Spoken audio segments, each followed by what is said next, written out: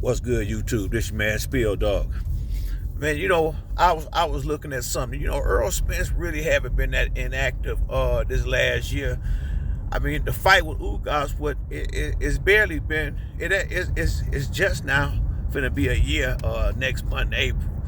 And the big fighters, the top guys, the top like Canelo, Spence, Floyd, the big money dudes, they usually don't have but one big pay-per-view fight a year. Every now and then they might slip in two fights, but you don't usually expect no more than one fight a year out the guys that's doing the numbers. So if he fight in June, it'll be really just a little bit over a year since he been out the ring, and with the COVID and all this other stuff going on, everything is just now almost getting back to normal as far as on the business side, I think. But I don't have no problem with the inactivity, not this year anyway, and especially most of it been injury related. I think a lot of us fans been more disappointed than kind of upset with Errol, because just want to see him back in the ring. But I'm really starting to have a little more confidence in the fact that him and Crawford just may bump. He ain't never showed no interest in fighting Keith Thurman since Keith played him like he did. And I didn't really expect him to fight Keith Thurman.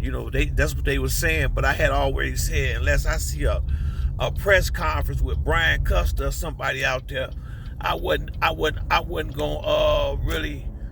really giving a whole lot of I wasn't putting a lot of faith in that fight.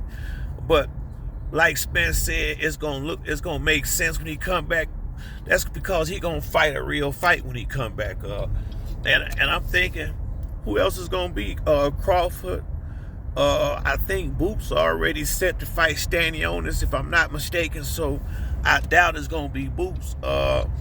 It's gonna have to be Crawford or another, real name. It could be, I have no idea, but I'm thinking more and more, because if you think back, I remember them saying that the fight was probably going to be put off to like June when they was making the negotiations, which is why that might be why Crawford went on ahead and took and picked up that little easy change in November. It really was. And I gotta give Crawford credit. The guy that he fought was a guy that's gonna be like somewhat like Spence coming forward. Now I don't think you can get top fighters like Spence, Floyd, Canelo, Benavidez. You're not gonna be able to get no sparring really that's gonna be able to really mimic them like it's gonna be in the ring, because you ain't gonna find nobody really that good.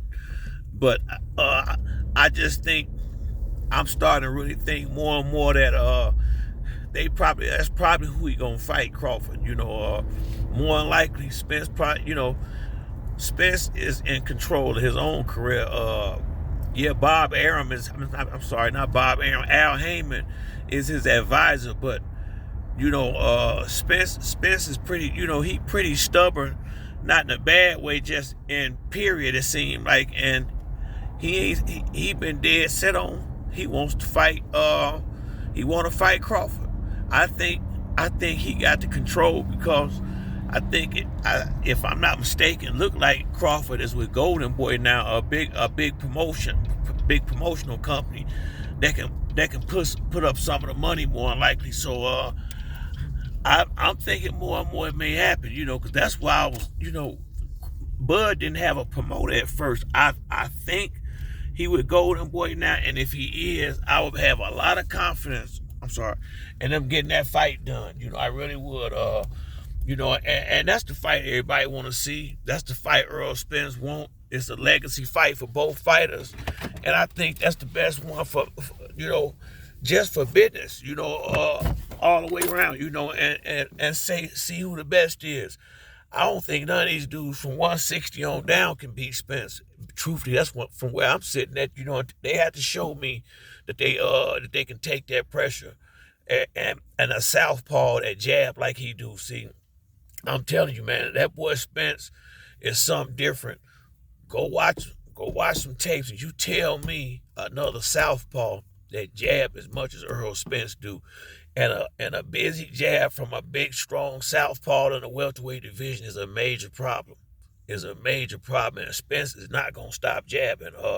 That's how he set his punches up. So I just think it's gonna be a great fight if they do get in the ring all the way around. Bud gonna be running, but he ain't gonna be able to run for 12 rounds, and at some point he gonna have to stand there and exchange with Spence, and that's when I think the trouble will start.